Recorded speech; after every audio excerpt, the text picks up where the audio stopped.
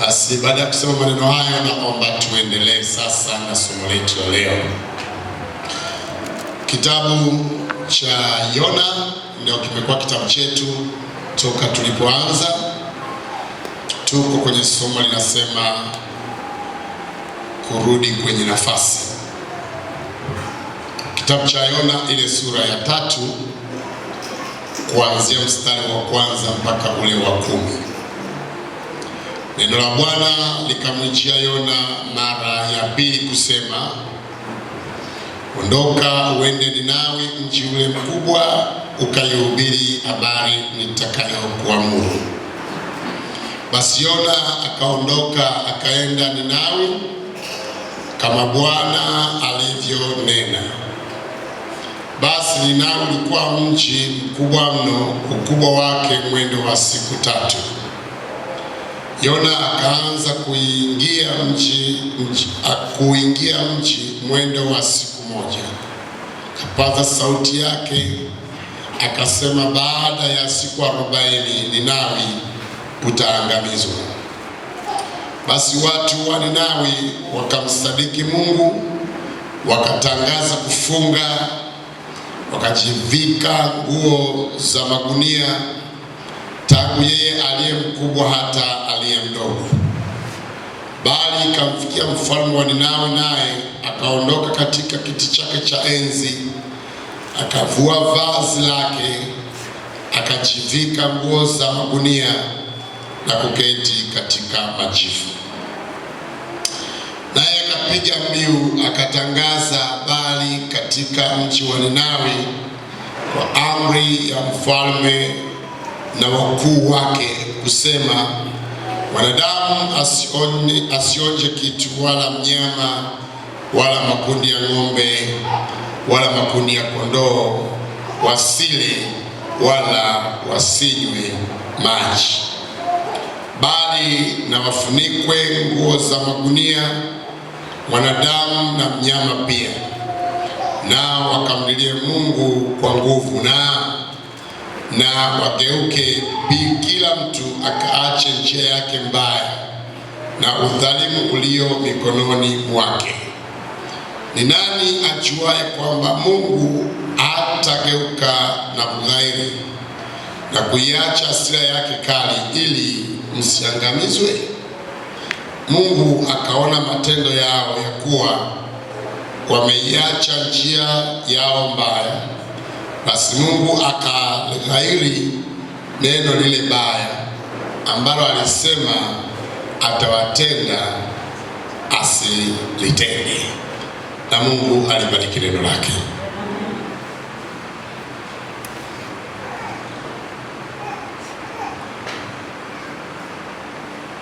Siku ya kwanza tulimwona Yona anaelekea Ninawi na safari yake imeishia ziwani au baharini, na tunaona anapita kwenye dhoruba kubwa sana nyingi, na watu wanaingia hasara kubwa kwa ajili ya Yona. Jana tukaona Yona kumbe alipokuwa baharini hakuwa baharini, isipokuwa Mungu alimpa nafasi ya kuingia kwenye ngumi au samaki mkubwa, akammeza Yona. Yona tunamwona anaomba, anamlilia Mungu, na baada ya hapo tunaona Yona anaenda kutapikwa katika nchi kavu. Leo tunamwona Mungu anakuja kwa mara ya pili kusema na Yona. Mara ya kwanza alisema naye katika sura ya 1, mara ya pili anasema naye katika sura ya 3. Sura ya 2 Yona anapita, Yona anatengenezwa na Mungu. Kuna baba mmoja na mama mmoja ambaye kipindi wameoana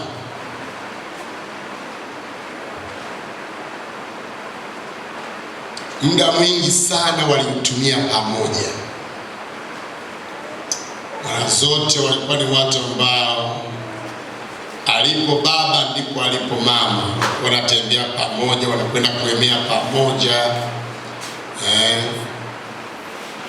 Kila wakati walikaa couples. They were the couples. So walikuwa na enjoy time together. Lakini baada ya muda, wakati walivyokuwa wakiishi kwa mapenzi makubwa sana, ilifikia hatua Mungu akaanza kuwabariki uzao. Baadaye mama akawekeza sana muda mwingi kwa watoto waliokuwa wakibarikiwa na Mungu, waliokuwa kizaa. Kwa hiyo ile love aliyokuwa nayo sana kwa baba ikahamia kwa watoto. Kwa hiyo zile momenti za kuwa pamoja zikapungua, na kwa kadri walivyoendelea ikawa kila mtu ana mambo yake.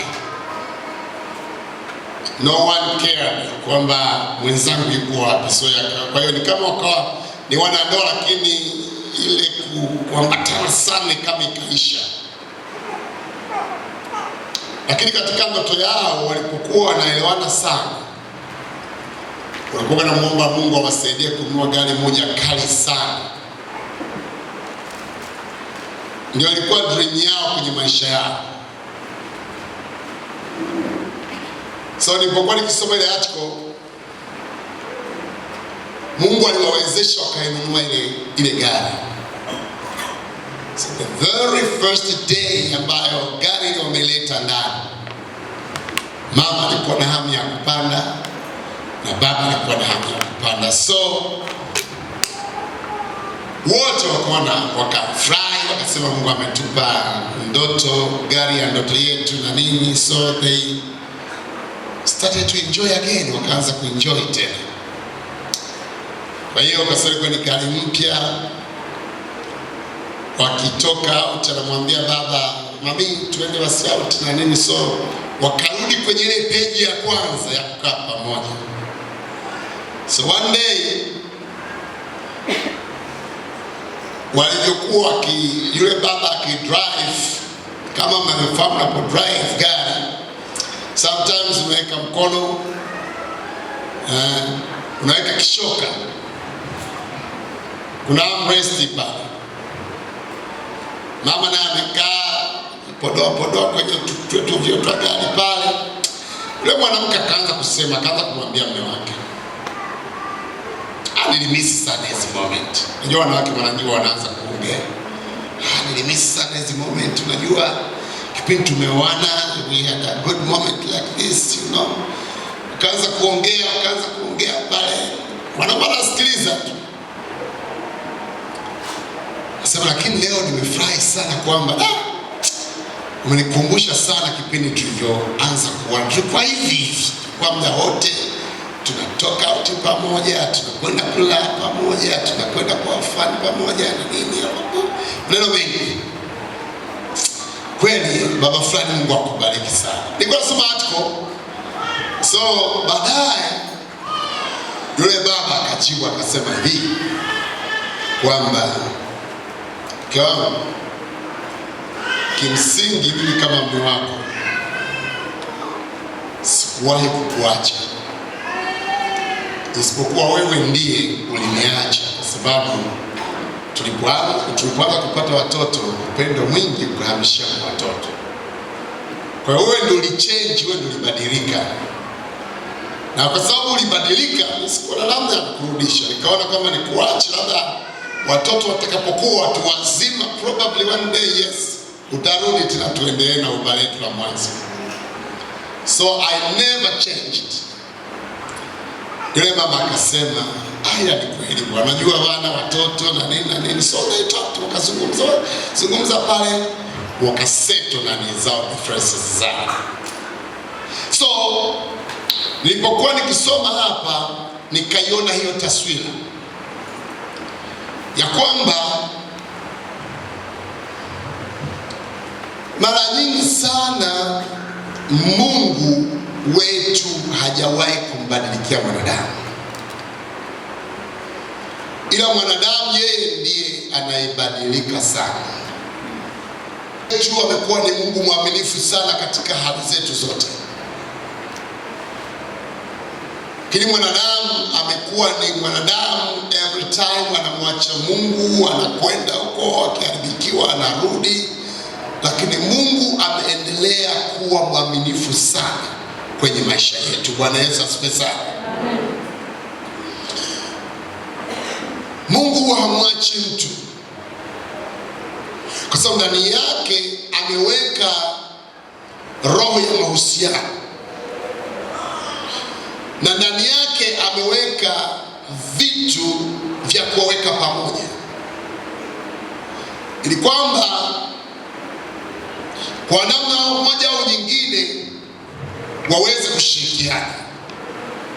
Na ndio maana kuna mlango Mungu ameuacha wa sisi kurudi kwake pale tunapogundua tumemwacha Mungu. Na Mungu hakai mbali na sisi, yeye yuko mahali pale pale kutupokea, kutusamehe na kutupa nafasi ya pili tena. Bwana Yesu asifiwe sana. Bwana Yesu asifiwe sana.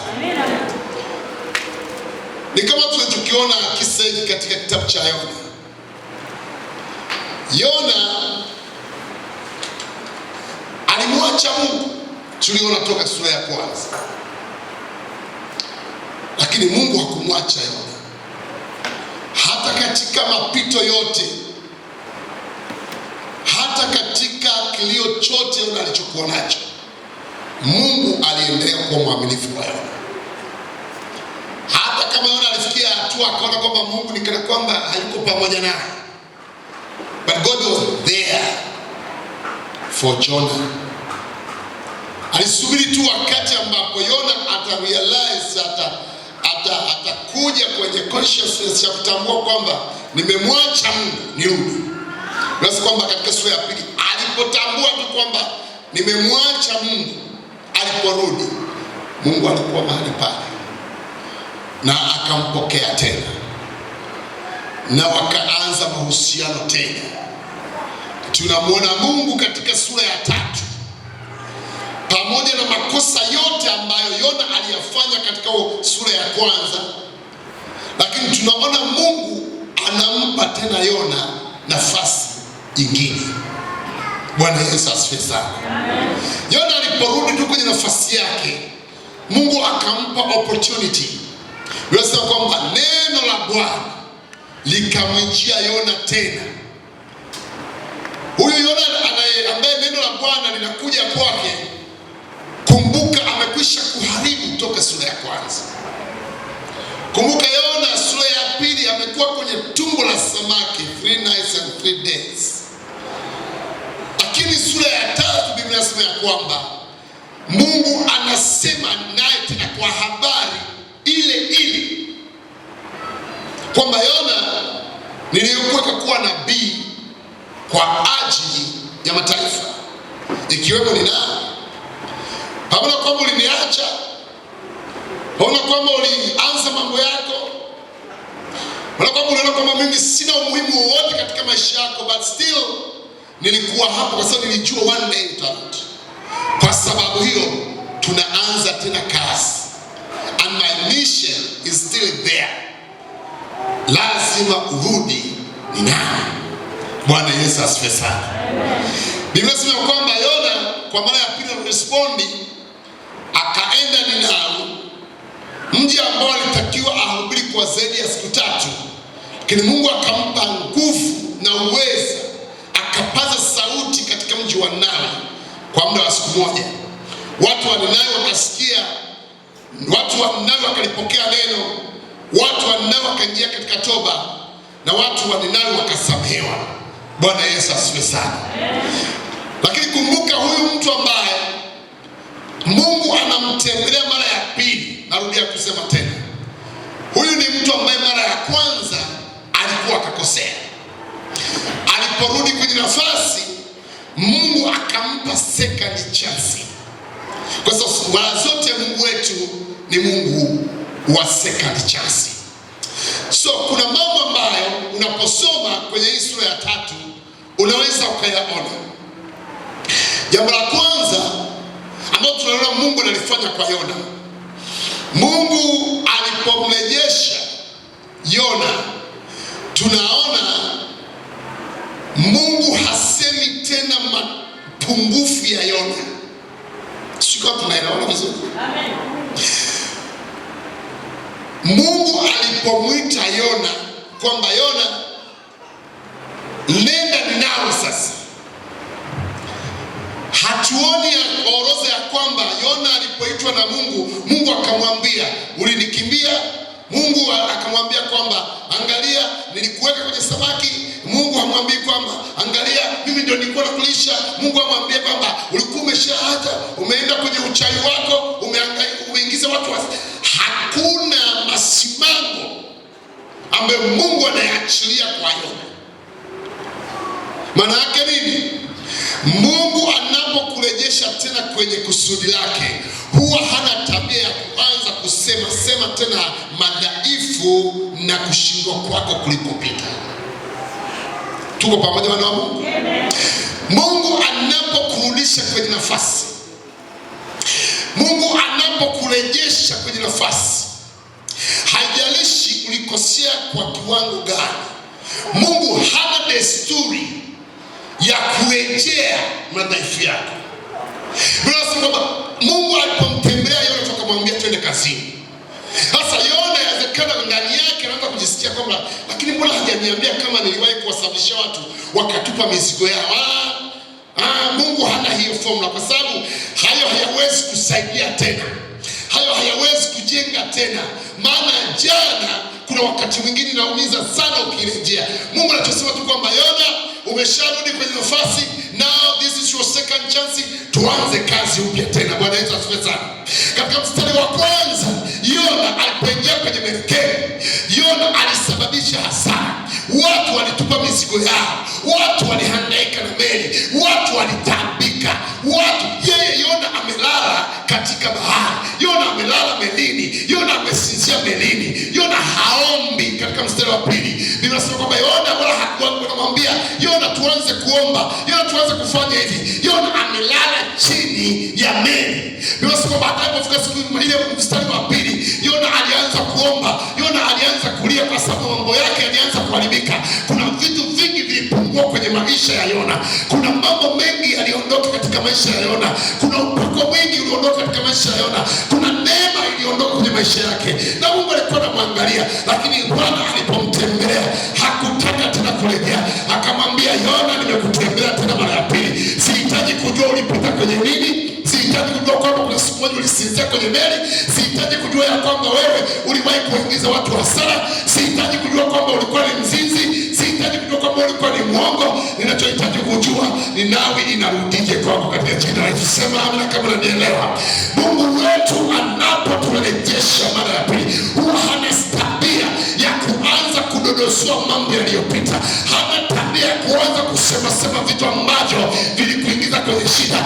Mungu anapomrejesha mtu, Biblia inasema kwamba dhambi zake anazisahau kama ilivyo mashariki na anazisahau kama ilivyo mashariki. Maana yake anafungua ukurasa upya wa maisha yetu katika jina la Yesu. Hajalishi tulikosea nini, Bwana hawezi kukumbuka tena. Hajalishi tulimkwaza nani, Bwana hawezi kukumbuka tena. Hajalishi tuliharibu nini, Bwana hawezi kukumbuka tena. Hajalishi tulipoteza nini, hasara gani tulipata, Bwana hawezi kutukumbusha tena. Mpango wa Mungu kesho tunaifanyaje, kesho tunaifanyaje, Ninawi inarudije kwa Bwana, CAG inatembeaje. Hajalishi tulipita kwenye mambo gani, hayo yaliyopita si mbele, tugange yajayo katika jina la Yesu Kristo. Ninasema kwamba kwa sababu hiyo Bwana hakumkumbusha Yona mambo yaliyopita. Hajasema tu Yona ni wakati wa kuingia kazini, ni wakati wa kuipiga kazi. Hajalishi ukatikiwa upako, as long as umerudi, twende kazini katika jina la Yesu Kristo. Hajalishi umesahau kuomba, hata watu wakuzungumze, hata watu historia haiwezi kutusaidia katika ukurasa tulionao. Ukurasa tulionao ni nami inarudije kwa Bwana. Sema amen kama unanielewa. Kwa sababu watu wana desturi ya kutumia matatizo yetu ya nyuma kutudhoofisha tusiweze kuendelea tena. Kwa sababu ulikosea mwaka jana, hiyo inakuwa ni fimbo ya wewe kuendelea kukutesa. Kwa sababu ulisalia nyumbani, basi unaonekana kwamba maisha yako yameshaharibika mazima. Kila ukisimama kuhubiri wanasema huyu atatuambia nini? Kwanza alishasalia nyumbani. Sasa huyu atatuambia nini? Hata watoto wane nyumbani, huyu atatuambia nini? Alikuwa mtumishi akafukuzwa. Unasikia nikueleze, Bwana akishamsamehe mtu amemsamehe katika jina la Yesu. Haijalishi mambo yalikuwaje, kuna ukurasa mpya kwa Bwana. Haijalishi kwamba ulisalia nyumbani, kwa Bwana alishasaulika. Bwana anakuona kama ukusalia nyumbani katika jina la Yesu. Kwa sababu Mungu wetu ni Mungu ambaye kazi yake ni kutupa nafasi ya pili. Kwa hiyo usikate tamaa. Usifike sehemu kajichoka. Usifike sehemu kajiona kwamba ni mtu usiyefaa. Na nataka nikwambie, kama Mungu atakuwa na historia ya kuleta mambo ya watu, hakuna atakayemtumikia.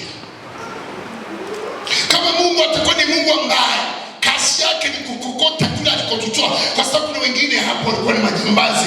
Kuna watu wengine hapo walibeba wake za watu, walibeba waume za watu. Kuna watu wengine hapo walikuwa ni wachawi, walikuwa ni waganga wa kienyeji, lakini walipofika kwa Bwana wakasamehewa katika jina la Yesu. Bwana akafuta historia yao, Bwana akafuta dhambi zao. Kana kwamba wanaposema kwa Bwana hakuwahi kukosea kwa sababu ya kazi ya Bwana wetu Yesu Kristo. Tunasema kwamba Yesu Kristo akasema, Baba imekwisha. Baba hawa wamesamehewa. Why? Kwa sababu yeye anapotusafisha, amina, hawezi kukumbuka tena. Amen. Kwa sababu kama atakukumbusha, hatuwezi kusimama. Hello? Amen. Hatuwezi kusimama.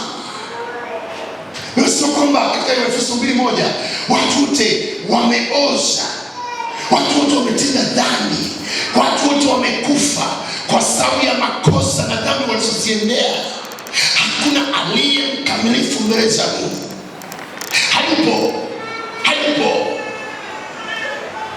Hayupo.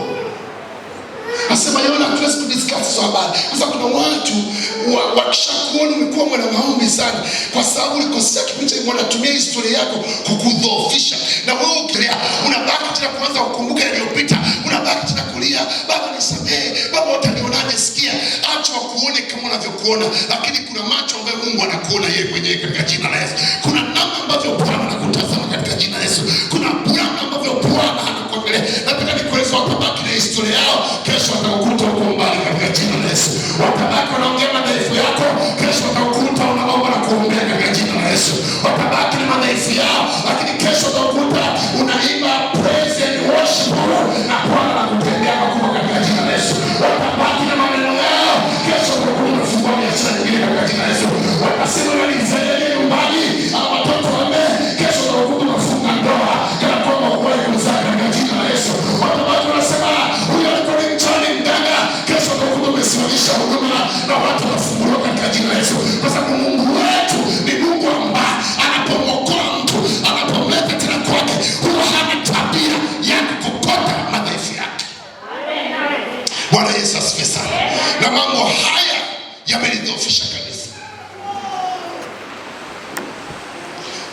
Makanisa siku hizi ni kusemana sana. Utumishi wa siku hizi ni kusemana sana.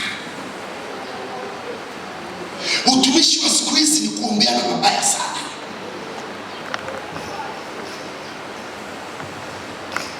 Lazima Bwana angelihesabu makosa yetu na angesimama. Tusingeliweza hata kutumika. Nakumbuka mimi mwenyewe nilikuwa natumika pale Tabora hapa. Kuna huduma kubwa sana. Mambo yakawa magumu, mambo yakawa magumu.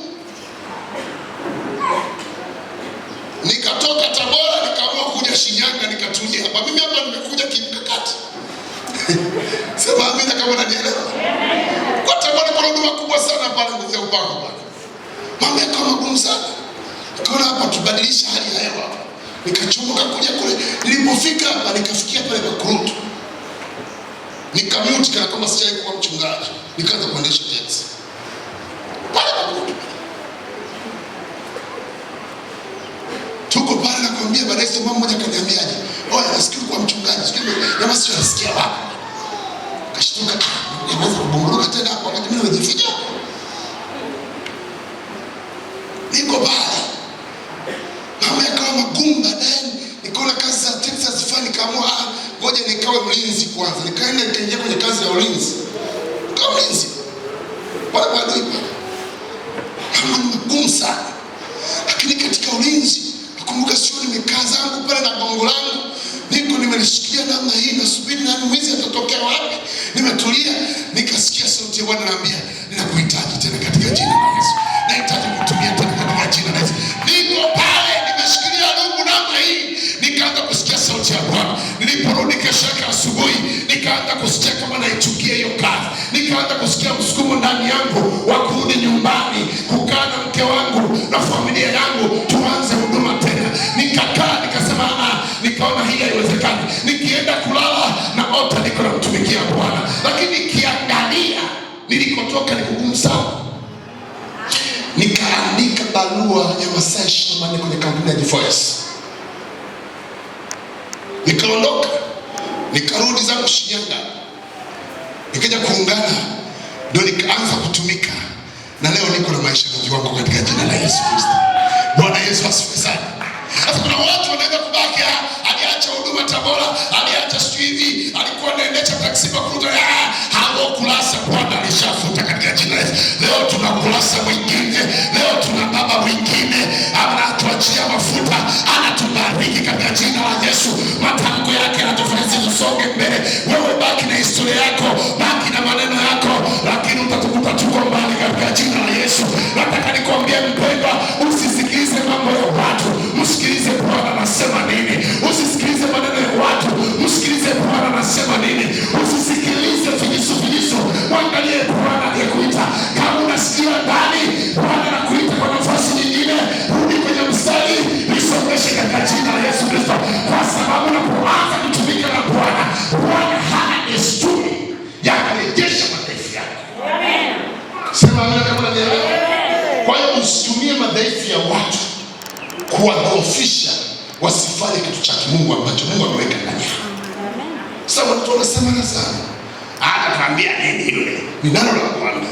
Amen. Ya kwamba Bwana amenisamehe. Amen. Bwana ameniokoa. Bwana ameniinua tena. Bwana amenijaza tena. Acha watu kucheke. Wewe ukifika mahali hapa fumba na macho, liite wingu katika jina la Yesu. Wakati wanashtuka hao wanaokucheka, hao ndio watakubebea mikoba katika jina la Yesu. Hao wanaokucheka, hao ndio watakusalimia kwa heshima katika jina la Yesu. Kwa sababu wao wamebaki na yale Bwana na haya katika jina la Yesu. Usiangalie kama watu wanavyokutazama, jiangalie kama Bwana anavyokutazama. Sema amina kama unanielewa. Never be discouraged. Asikutishe mtu tamaa. Kwa sababu labda mwingine akatuambia wewe anatuambia nini? Kwanza amesoma mpaka wapi? Hiyo haiwezi kukusaidia. Wewe angalia mafuta yanamiminika hayamiminiki. Tembea nayo katika jina la Yesu. Sema hivi kama unanielewa. Kwa sababu kuna watu wengine kasho ni kudodosa hivi na bisa mwili alitokea hapa amesoma mpaka wapi? Haitakusaidia. Mimi nimeenda Marekani sijui Kiingereza, lakini kuna wao huwezi kwenda Marekani bila kujua Kiingereza. Sasa unaweza kusemaje alifikaje kule? Ni Bwana katika jina la Yesu. Bwana akisema ndio, hakuna wa kusema hapana. Sema amina. Bwana akisema ndio, lolote linawezekana. Hata kama ni kipofu, ataihubiri injili ya Bwana. Hata kama kwenda shule, ataihubiri injili ya Bwana. Hata kama amekaa mkao gani, ataihubiri injili ya Bwana. Asogasi Bwana amesema, huyo ndio mwendo na neno la mwisho kwa ajili ya maisha yangu. Haya maneno mengine tupa kule katika jina la Yesu. Wewe songa na Bwana, wewe inuka na Bwana, mtukuze Bwana, waache na mambo yao. Na iko siku mpigie sauti. Sema amen kama unanielewa. Haleluya, haleluya. Basi kwamba Yona alipofika kuihubiri injili, Mungu akamwambia kwamba huyu jamani niwaletea. Hivi mnajua aliwahi kuwaigiza watu hasara huyu mtu. Yona akusema. Mungu akusema. Huyu jamani aliyekuja kuwahubiri jana yule. Yule bwana, yani hivi mnavyoongea naye, alikuwa ametemwa na samaki. Alimezwa na samaki. Mungu hakuwa na muda huo. Tuko pamoja? Hakuambia kwamba huyu jamaa ambaye nimewaletea, huyu jamaa bwana alikuwa hayuko kule lakini alikuwa anakimbia kwenda Tarshishi. Hakuambia Mungu maneno haya. Aliwaambia jambo moja tu. Bwana amenituma na habari njema ni hii. Niwe nilikosea sikukosea, yeye amenipa nafasi nyingine. Ninawi mnatakiwa kutubu katika jina la Yesu. Ninawi mnahitaji kumrudia katika jina la Yesu. Ninawi Bwana atakwenda kuangamiza katika jina la Yesu. Na kama alinisamehe mimi, atawasamehe na ninyi tena. Kama alinibariki mimi, atakubariki na wewe tena. Kama aliniinua mimi, atakuinua na wewe tena. Mimi nimesema kwamba Sauli alinitesa kanisa, Sauli alinihangaisha kanisa, kanisa likauawa, kanisa likateswa, likawa kwenye dhiki. Lakini kwenye safari yake ya Dameski, Bwana akamwita katika jina la Yesu. Akamwambia Sauli, najua wewe ni muuaji, najua wewe ni mfarisayo, najua unalichafua kanisa, lakini kuanzia leo yaliyopita si mbele, tunaanza ukurasa mpya katika jina la Yesu. Kuanzia leo utakuwa mtume na nabii wa mataifa. Masuala ya historia tabaki nayo wewe, lakini mimi na wewe ni kazi. Tunasema kwamba Sauli akabadilishwa na jina. Wale waliomjua kama ni Sauli hawakumjua tena, akaitwa Paulo katika jina la Yesu. Hali yake ikabadilika, maana mtu akiwa ndani ya Kristo amekuwa kiumbe kipya. Ya kale yanapita, uchafu unapita, maneno yanapita, udhaifu unapita, kila namna inapita. Anakuwa kiumbe ndani ya Kristo, anakuwa mtumishi mpya ndani ya Kristo, anakuwa mwimbaji mpya ndani ya Kristo, anakuwa mfanyabiashara mpya ndani ya Kristo. Kila kitu kinakuwa kipya, ya kale yanapita. Tazama sasa ni mambo mapya katika jina la Yesu. Huyu ndiye Mungu tunayemtumikia. Usiwe na tabia ya kusema madhaifu ya watu. Hapo ndipo ulipokwamia.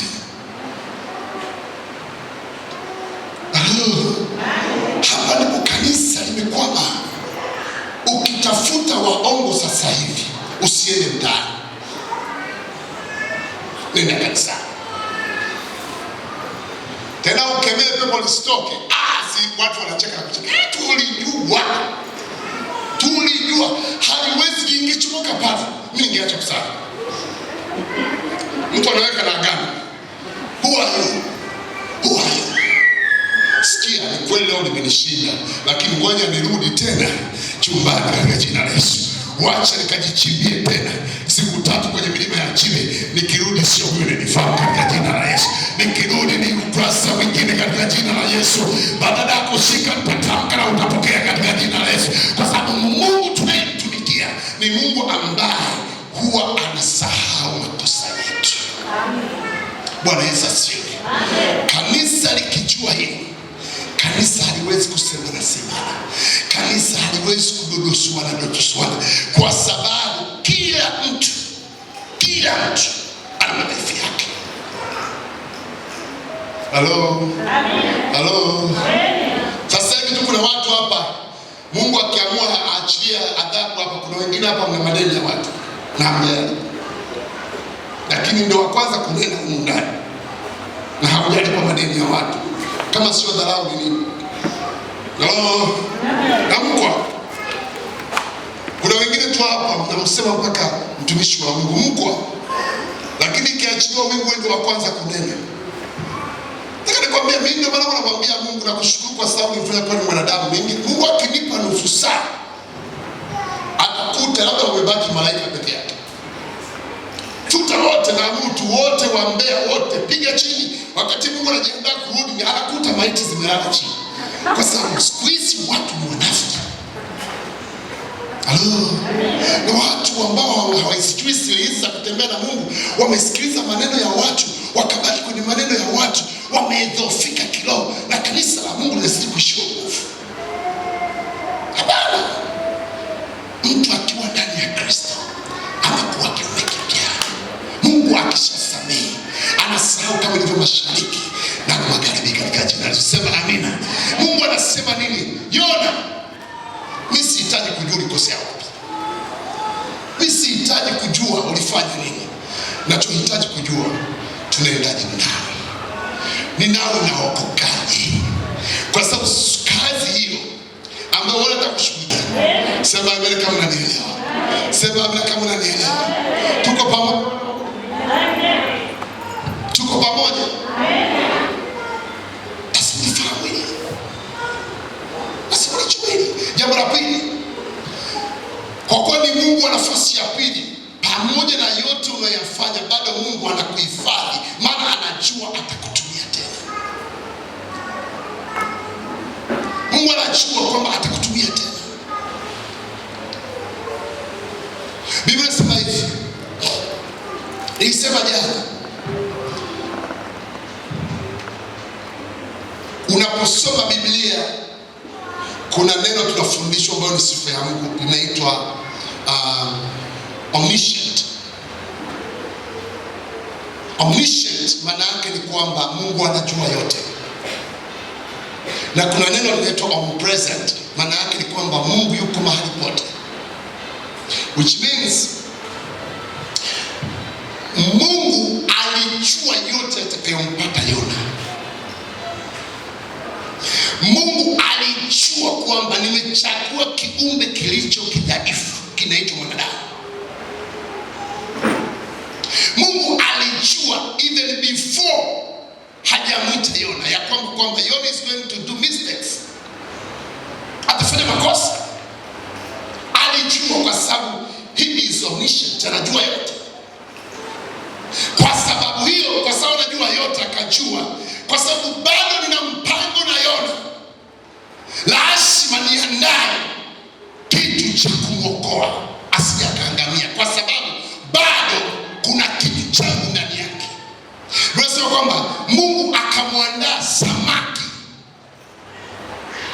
Kwa nini anamwandaa samaki? Kwa sababu ndani yake Mungu ameachilia vitu ndani ya Yona ambavyo Mungu bado hajavitumia, anavihitaji baadaye. Kwa kama Yona atakufa, maana yake vile vitu vitakufa. Ninawi haitaokoka. Na anataka niokoe Ninawi. Na sihitaji niokoe na mtu mwingine. Nahitaji niokoe kupitia huyu mtumishi mwenye matatizo. Kwa kwamba Mungu akaandaa samaki. Why? Kwa sababu anahitaji amhifadhi Yona. Anataka amuokoe Yona. Anataka amwinue Yona. Anataka Yona baadaye akishatemwa wazungumze naye tena kwa habari yake. Bila kwamba samaki yule akammeza Yona. Maana yake ni yule samaki akamhifadhi Yona, kwa sababu Mungu bado ana nafasi nyingine kwa ajili ya Yona. Japokuwa lilikuwa ni tatizo, lakini kwa Mungu ilikuwa ndio njia pekee ambayo alichagua ya kumwokoa Yona. Kwa nini? Kwa sababu alijua hili tatizo litakapokuwa kwenye maisha ya Yona, kuna vitu Yona ataanza kuvipractice, ataanza kuvitenda kwenye maisha yake, ili arejeshe mahusiano yangu mimi na yeye. Biblia inasema ya kwamba alipomezwa na yule samaki, nini kilitokea tumboni? Yona katika sura ya kwanza alikuwa sio mtu wa maombi. Biblia inasema kwamba alipoingia kwenye tumbo la samaki, Biblia inasema kwamba Yona akamwomba Bwana. Yona akamlilia Bwana. Yona akaanza kumtafuta Bwana. Yona akaanza kutafuta mahusiano na Bwana. Kitu ambacho mwanzoni hakukifanya. So kumhifadhi kwake, kumtunza kwake, japo ilikuwa ndani ya tatizo, lakini ile tatizo Mungu aliliachilia kwa ajili ya kumshape Yona, kwa ajili ya kumtengeneza, kwa sababu Mungu bado anahitaji kumtumia baadaye.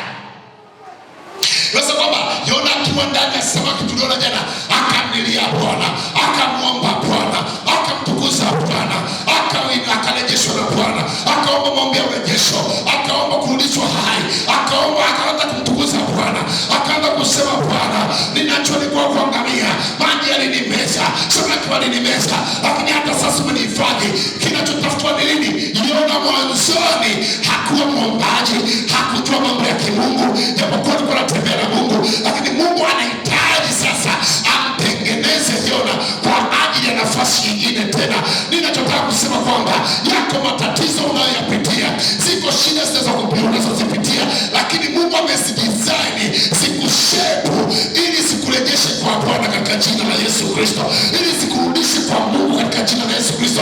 Kuna watu wengine hapa bila hayo matatizo msingelikuwa mnajua hata kuomba, lakini kwa sababu kuna tatizo limekuwa likiendelea kwenye maisha yako, ndio maana umetamani kuomba kila siku. Maana kila unapoomba kuna vitu vinaachiliwa, kuna unafuu inapatikana, kuna mahusiano yako na Mungu yanarejea. Wengine tusingeliwaona kanisani bila hiyo ndoa yenye migogoro.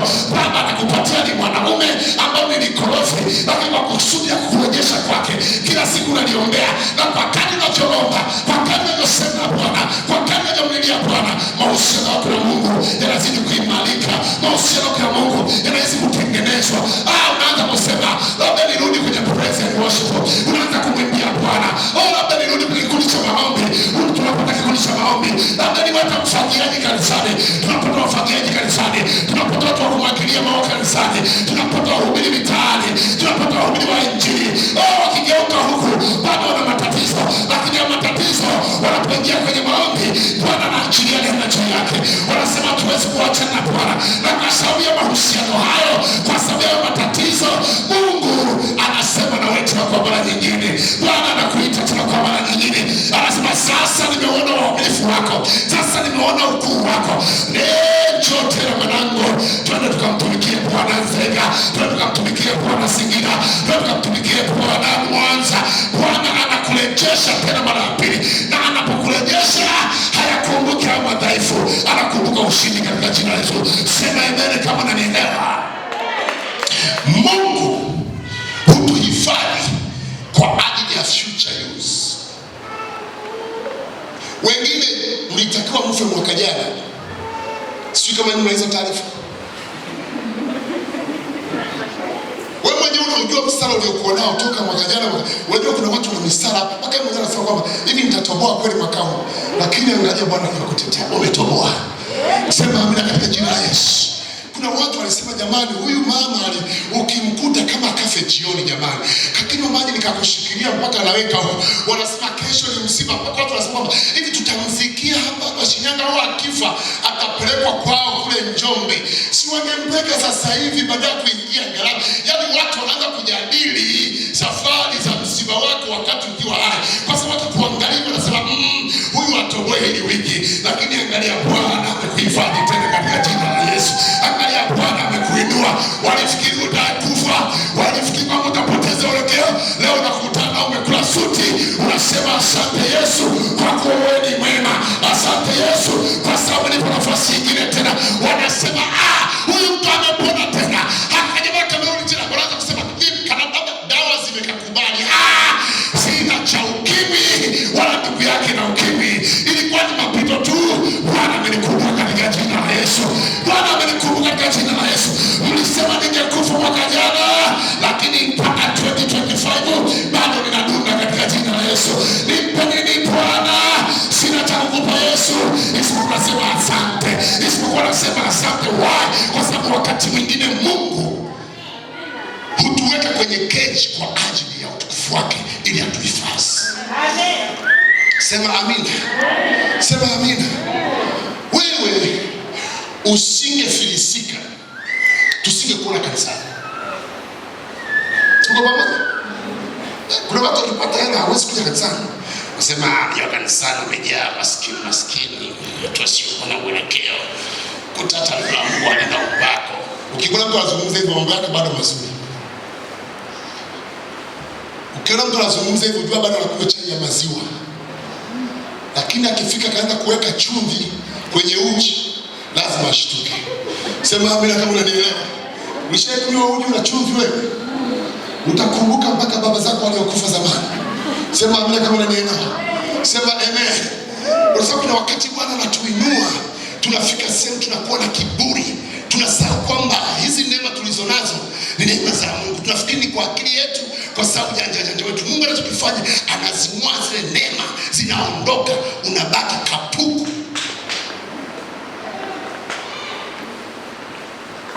Tulikwambia Sunday kanisani upo. Tulikwambia tunaenda kwa mguu kishapu, kesho tutaenda kwa ajili ya Bwana. Namna hii. Lakini zamani tulikwambia kuna kamkutano veta tena kwa mguu. Kuna nini? Ujue mambo ni mazuri. Bwana anatuhifadhi. Bwana anatutengeneza, sema amna kama nini. Bwana anatutengeneza kwa ajili ya matumizi ya baadaye. Nataka nikueleze hayo mapito yako ni darasa la kusaidia kesho katika jina la Yesu. Kuna watu utaanza kutumika nao. Kuna watu utaanza kuwa pamoja nao. Hayo mambo yako unayopitia leo, utamwambia na mimi nimewahi kuwa kwenye ukurasa kama huu, lakini nilipoenda mbele za Bwana, Bwana akanikumbuka tena katika jina la Yesu. Niliwahi kuwa kwenye magonjwa kama haya. Niliwahi kuwa kwenye utasa kama huu, lakini nilipoenda mbele za Bwana, Bwana akanikumbuka tena. Na huyu mtoto namuita Samueli, na huyu mtoto namuita fulani, na huyu mtoto namuita fulani. Kwa nini? Nilipokuwa hivi, Bwana akanikumbuka katika hili. Nilipokuwa hivi, Bwana akanikumbuka katika hili. Nilipokuwa hivi, Bwana akanikumbuka katika hili. Manake Bwana alinitengeneza. Bwana akanirejesha kwenye mahusiano yake. Japokuwa ilikuwa ni matatizo, lakini haya matatizo ndio amezaa mtumishi yule. Unasema amna kama unanielewa? Kwa hiyo Bwana anatuhifadhi kwa sababu anajua atatutumia tena. Kuna watu mtakiwa mwachike toka juzi. Wewe mwenyewe kasema kwamba kwa kweli mimi sina sifa ya kuwa na huyu baba. Wewe mwenyewe unajua.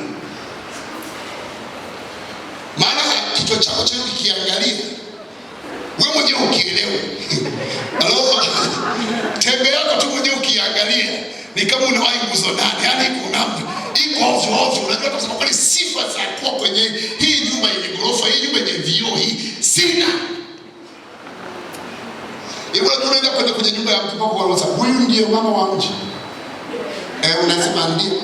Unashtuka unasema Mungu nisaidie. Maana ukimwangalia mwenye mji na mazingira aliyopo haviendani.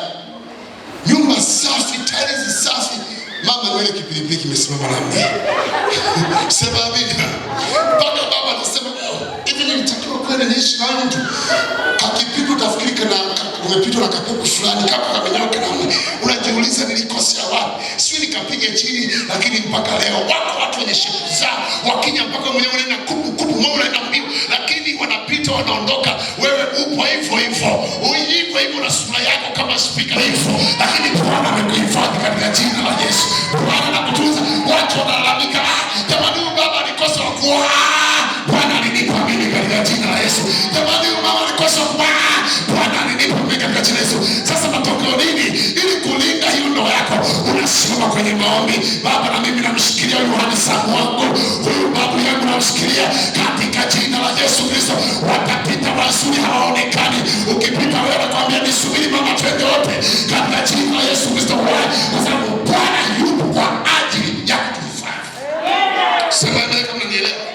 Na ndio maana bahati ya mwezi usilalie mlango wazi.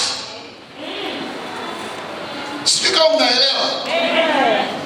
Ukipita kule mtaani, mabinti yani wana kila shape ziko kule mtaani. Ziko kule. Yani kuna watu nilikuwa nawaambia juzi pale Bethel, kuna watu wamevaa tight zile nini, model zile suruali.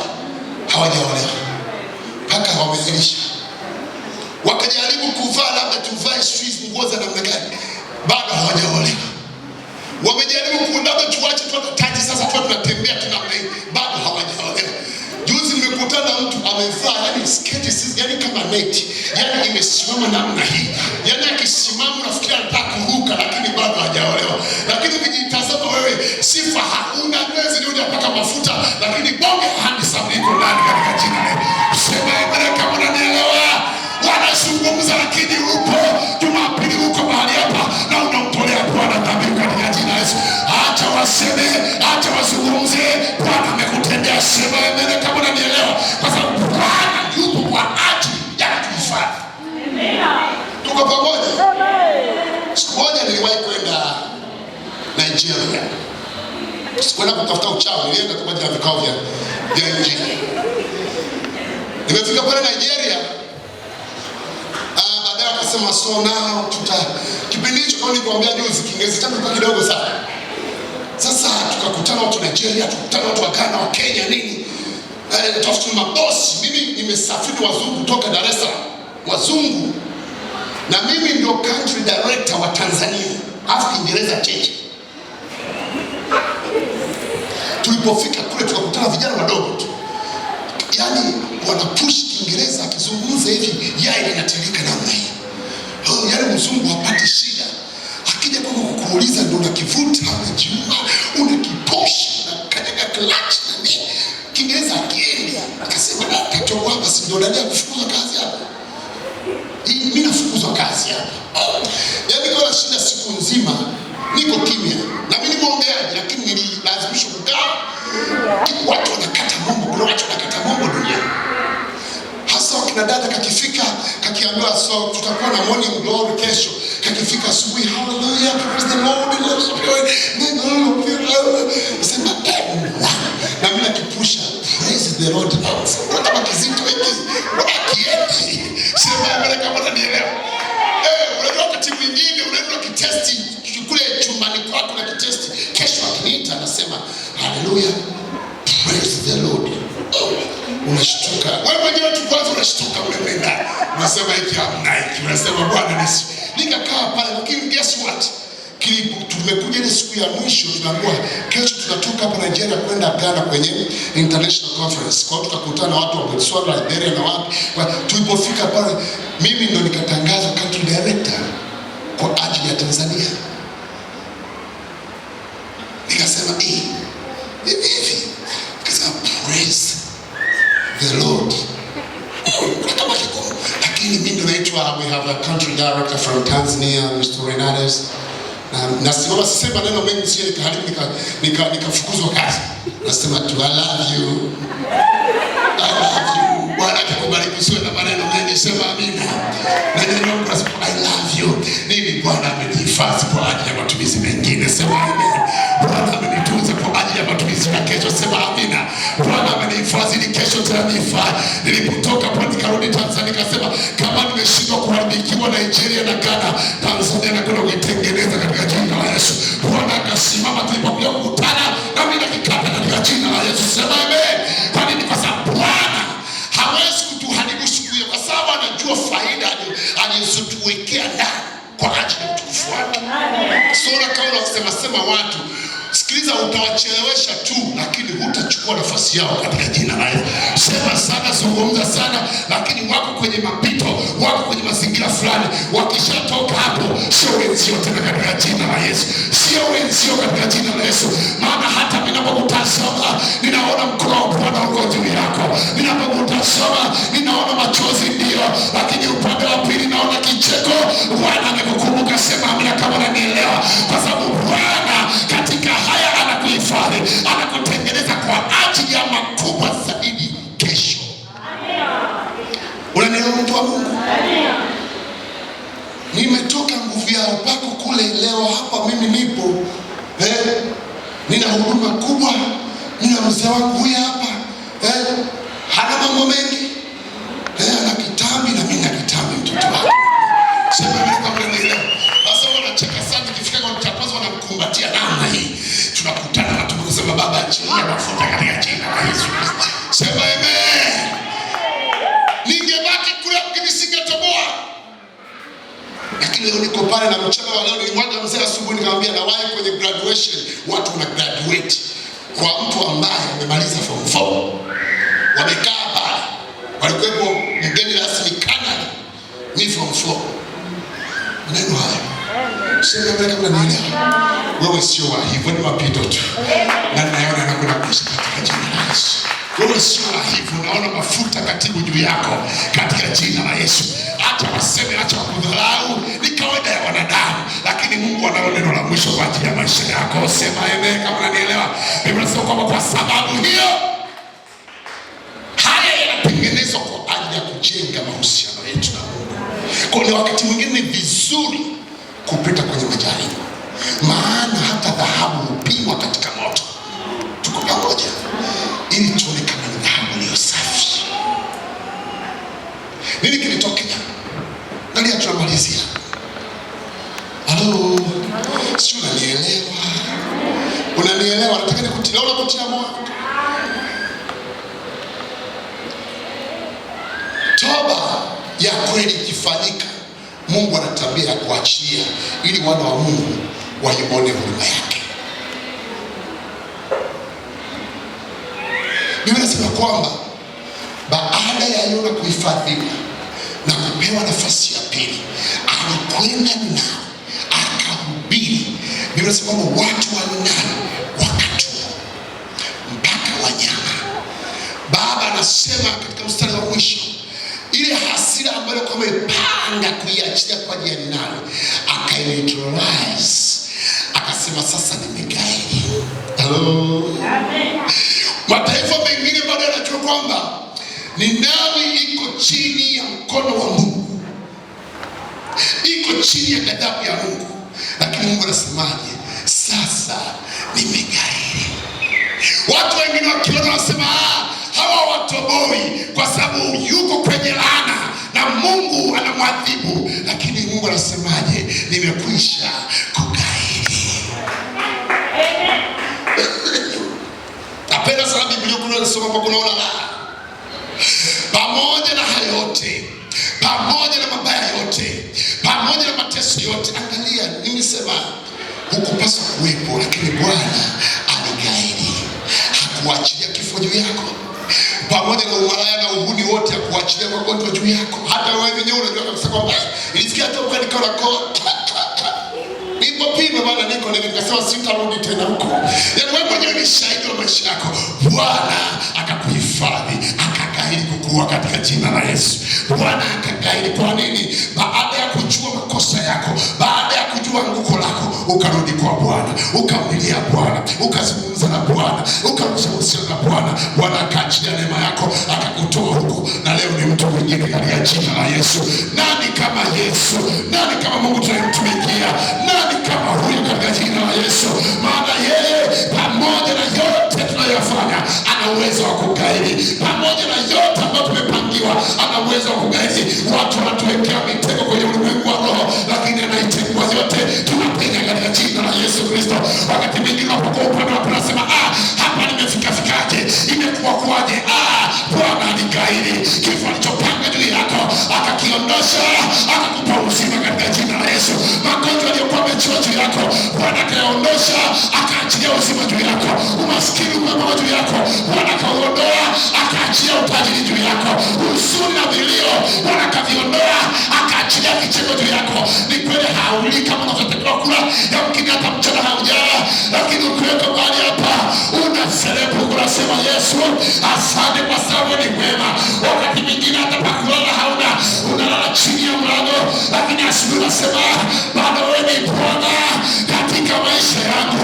Wengine wanasema 2026 hatatoboa, hatafika 2026 afukuzwa. Mwakani tarehe 1 mwezi wa kwanza 2026 unatoboa katika jina la Yesu Kristo, kwa sababu mabaya yaliyopangwa juu yako Bwana ameshagairisha, na utafika katika jina la Yesu. Na ukirudi waambie bado nipo sana. Sema weka unielewa. Waambie bado, ikiwezekana chukua kamera jisifika katika jina la Yesu. Hapo post status waambie nipo sana, maana yale mabaya yaliyopangwa Bwana ameyaondosha katika jina la Yesu Kristo. Bado nipo sana. Huyu ndiye Mungu tunamtumikia. Hatutumikii mzimu, tunamtumikia Mungu aliye hai. Unasema kwa sababu hiyo Ninawi ikaokolewa. Simama mahali ulipo. Amen. Amen. Tuko pamoja na Mungu. Kwa sababu hiyo Ninawi ikafanyaje? Ikaokolewa. Iliokolewa kwa sababu gani? Toba ya kweli ilifanyika kwenye maisha yao. Iliokolewa kwa sababu gani? Mungu aliwahifadhi kwa ajili ya baadaye. Iliokolewa kwa sababu gani? Mungu wetu hahesabu mabaya. Mungu alipoyaacha yale, ghadhabu yake ikaisha. Mpendwa, ukizifahamu hizi siri utatetemeka. utatetemeka. Hiyo kuna wakati mimi wanawaambia wanangu pale kuviana, nawaambia uwaga nikijitazama hivi najiuliza, hivi ni mimi kweli au ni Bwana? Ni Bwana. Usimwache Yesu. Usimwache Yesu.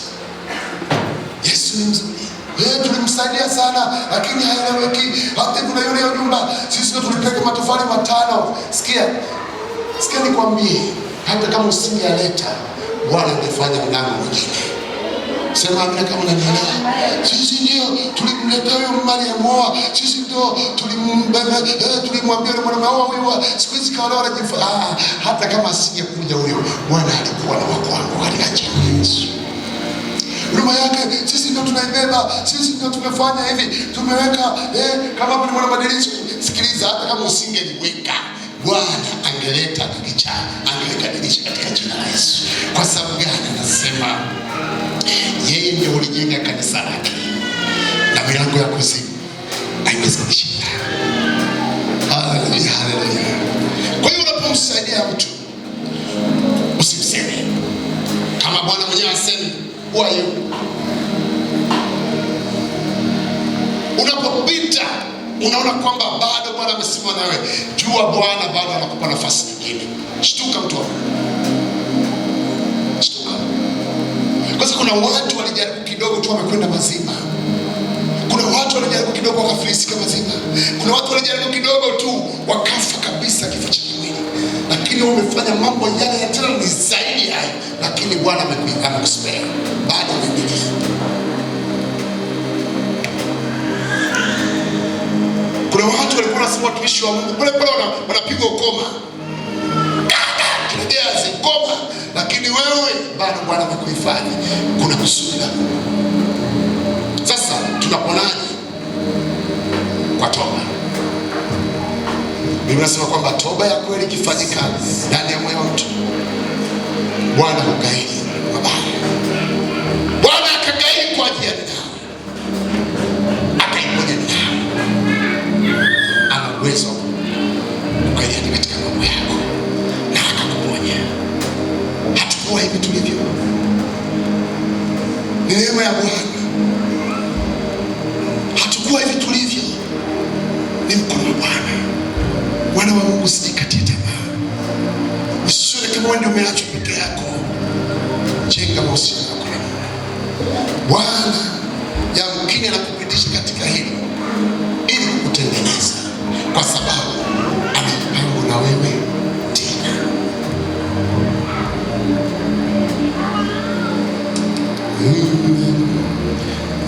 Nipungue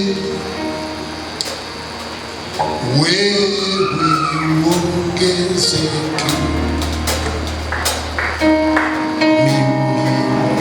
Mimi nipungue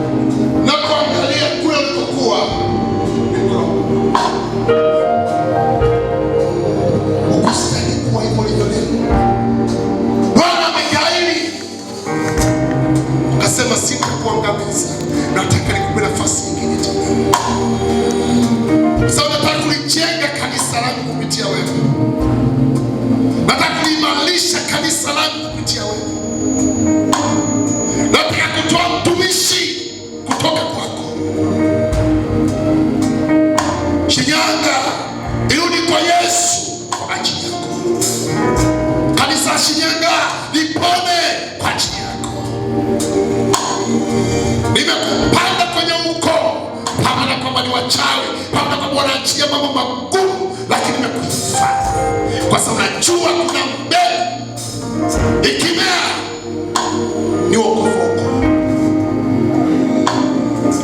Wana wa Mungu, najua kuna watu wanapita, angalia machozi ambayo umelia, angalia maumivu ambayo umekuwa nayo. Katibu unasema